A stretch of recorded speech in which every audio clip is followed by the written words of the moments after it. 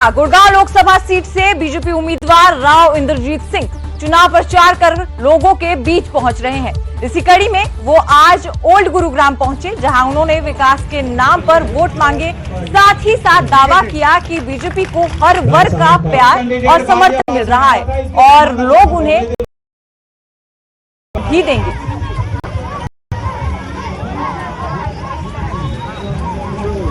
इसके अंदर प्रचार करते हुए महीना हो गया है, तो इतना लंबे अरसे के अंदर लोग थक जाते हैं, गर्मी भी ज्यादा हो जाती है।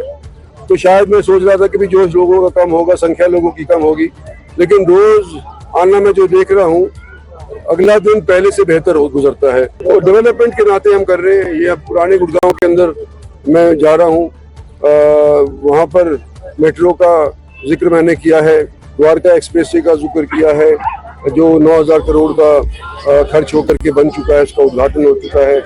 बॉम्बे एक्सप्रेसवे, रेवाड़ी के अंदर एम्स, ये डेवलपमेंट के मुद्दे हैं जिसके ऊपर मैंने जिक्र किया है और वोट मांग रहा हूँ।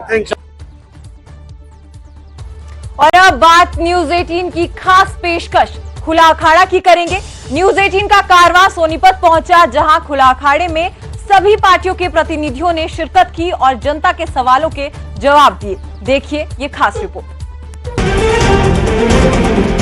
70 साल कांग्रेस के राज में 70 में उसने क्या किया? बीजेपी जा रही है और कांग्रेस प्रदेश में भी और देश में आ रही है। 10 साल मुख्यमंत्री रहा भूपेंद्र सिंह हुड्डा, जात को देख के वोट नौकरियां देता था और पैसे देख के वोट देता। शाह साहब ने 5 पीजीआई एम्स, शाह साहब ने इतने काम किए थे तो सोनीपत से उनको हरा क्यों दिया?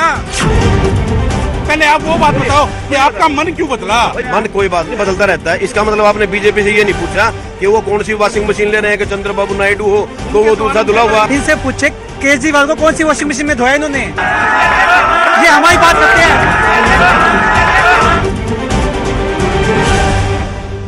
न्यूज 18 हरियाणा के विशेष प्रोग्राम खुला अखाड़ा में आप सभी का स्वागत है। आज हमारी टीम पहुंची है सोनीपत लोकसभा के अंदर, और सोनीपत लोकसभा एक विशेष लोकसभा है। पिछली बार की अगर बात करें तो भूपेंद्र सिंह हुड्डा यहां से चुनाव लड़े थे, हालांकि वो कुछ वोटों से हार गए थे, और रमेश कौशिक यहां से चुनाव जीते थे।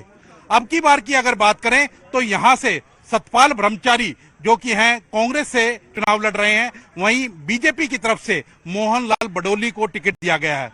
आईएनएलडी के उम्मीदवार भी मैदान के अंदर हैं, जननायक जनता पार्टी के उम्मीदवार भी मैदान के अंदर हैं। सभी पार्टियों के नेताओं से बात करेंगे और उनसे जानेंगे कि क्या मुद्दे हैं जिनके ऊपर अब की बार चुनाव हो रहा है, कौन सी पार्टी जीतेगी, कौन सी पार्टी हारेगी, क्या दावे हैं पार्टियों के, उनसे बात करेंगे। जैसा कि मैं सबसे पहले बीजेपी से शुरुआत करता हूं, क्योंकि बीजेपी की सरकार रही है 10 साल तक, तो उन्हीं से सवाल बनते हैं। तो दिनेश अत्री हमारे साथ हैं, उनसे पूछेंगे।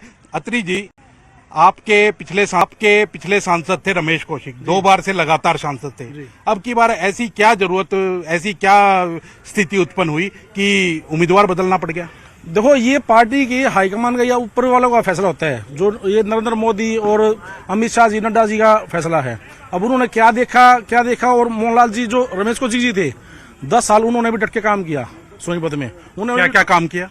उन्होंने यहाँ के जितने 8 तो हाईवेज जो सोनीपत के संपर्क में है, आज आप जाकर देखो 10 साल पहले का जो सोनीपत था और 10 साल जो अब सोनीपत है, उसका नक्शा ही बदल दिया। आप कहीं की एक सांसद का जो काम होता है, हाईवेज 8 हाईवेज कनेक्ट करते हैं, रेलवे कोच फैक्ट्री, खरखोदा में मारुति, तो ये इतने अनेकों बहुत सारे काम हैं जो रमेश कौशिक जी ने बहुत सरलता से किए। सरकार ने कुछ नहीं किया? अभी नहीं, प्रदेश सरकार ने भी किया। प्रदेश सरकार ने जो किया, प्रदेश सरकार ने किया कि ईमानदारी से शासन को चलाया, ईमानदारी से शासन को चलाया। छिकारा जी, सुरेंद्र छिकारा है कांग्रेस से, कह रहे ईमानदारी से शासन को चलाया है, और अनेकों काम गिनवा रहे हैं कि रमेश कौशिक ने यहाँ किए हैं, जो कि सांसद थे यहाँ के।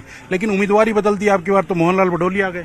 मेरे को तो एक समझ नहीं आ रही, रमेश कौशिक को टिकट मिला नहीं, मोहनलाल बडोली को टिकट मिला है।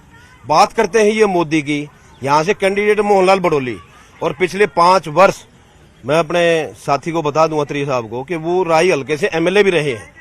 और मैं एक आपके न्यूज 18 के माध्यम से खुला चैलेंज आपके माध्यम से मैं करना चाहूंगा कि 5 वर्ष में एक भी विधानसभा में क्वेश्चन अपने राई हल्के का उठाया हो, एक भी विकास कार्य करवाया हो, एक भी किसी प्रकार का भी कोई एक भी लड़का कोई रोजगार के नाम पे, लड़का एक भी कोई सड़क के नाम पे, कोई कॉलेज के नाम पे, किसी भी नाम पे, कमाल की बात करते हैं।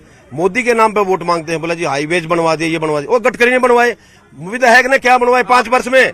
सत्ता का लेकिन ये जो चुनाव है वो लोकसभा का ही चुनाव है। नितिन गडकरी के अगर वो काम गिनवा रहे हैं तो कोई बुराई नहीं है। लेकिन 5 वर्ष में वो विधायक जो रहा, कम से कम वो अपनी भी तो बता दे कि मैंने ये किया। लेकिन अब एक बात मैं आपको बताना चाहता हूँ कि बीजेपी जा रही है और कांग्रेस प्रदेश में भी और देश में आ रही है। कुणाल जी, आईएनएलडी की कहीं ना कहीं कहें कि तो सोनीपत के अंदर अच्छा वोट बैंक रहता था आईएनएलडी का, और चौधरी देवीलाल के नाम के ऊपर वोट मांगे जाते हैं, आज भी मांगते हैं आप, क्यों वर्चस्व नहीं दिखता?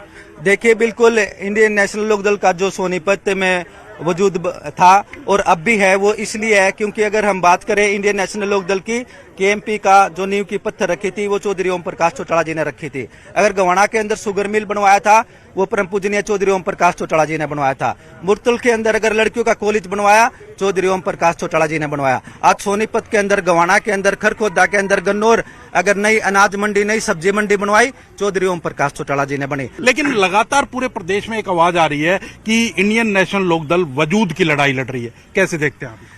इंडियन नेशनल लोकदल पार्टी सत्ता में थी, जब सत्ता में थी लोगों की भलाई के लिए काम किए, चाहे पेंशन की बात करें, बेरोजगारी भत्ता की बात करें। इंडियन नेशनल लोकदल उसके बाद 9 सीटें आई, 9 से 32 सीटें भी आई। हमारे 2 राज्यसभा में सांसद भी बने, हमारे 2 लोकसभा में सांसद बने। पिछली बार तो आपकी टिकट पर सुरेंद्र चिकारा लड़े थे, वो कांग्रेस में चले गए। वो देखिए, उनका पर्सनल वो है, निर्णय है कि वो जब हमारे यहाँ पे थे उन्होंने कहा कोई दाने दिखे नहीं पार्टी में।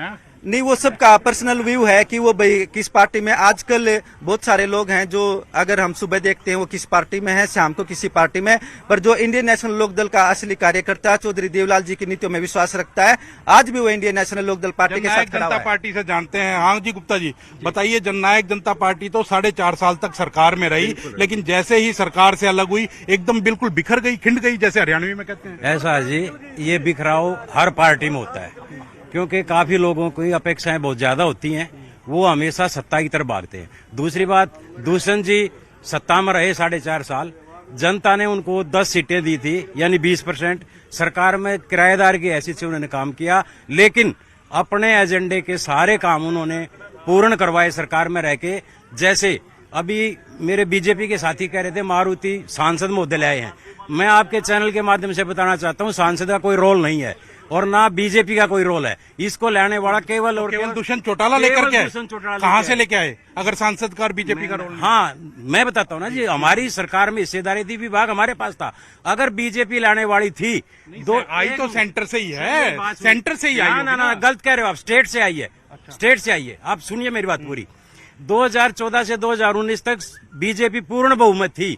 गुड़गांव से मारुति का एक यूनिट गुजरात में चला गया, उसको रोक नहीं पाया, नया ले आएंगे ये। अरे इतने भी बेगर्द हो गए कि अब 4.5 साल के बाद अब वो ठहराने लग गए। नहीं, बात बेगर्द की नहीं है, बात जो स्थिति है।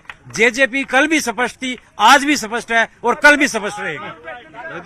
दिनेश जी, आपसे जानता हूं, आप लोगों के ऊपर आरोप लगते हैं केवल मोदी के नाम पर आप वोट मांगते हैं, धारा 370 के नाम पर, कहीं ना कहीं राम मंदिर के नाम पर। लोकल जो मुद्दे हैं उनको क्यों नहीं गिनवाते? महंगाई है और है ये जितने बेरोजगारी, ये मुद्दे पर क्यों? अभी देखो, अभी मैं ये कहना चाहूंगा कि अगर जो लोकल मुद्दों की बात करें तो लोकल मुद्दे जितने भी हैं हरियाणा में, अब मुझे एक चीज बताओ कि 10 साल में भारतीय जनता पार्टी ने ऐसा कौन सा काम नहीं किया जो करने लायक था? बेरोजगारी के ऊपर, एक मिनट, बेरोजगारी के ऊपर जो कहा जाता है, बगैर खर्चे, बगैर पर्ची का रोजगार, एक गरीब जो गरीब बगैर क्षेत्रवाद के और बगैर किसी वंशवाद के रोजगार,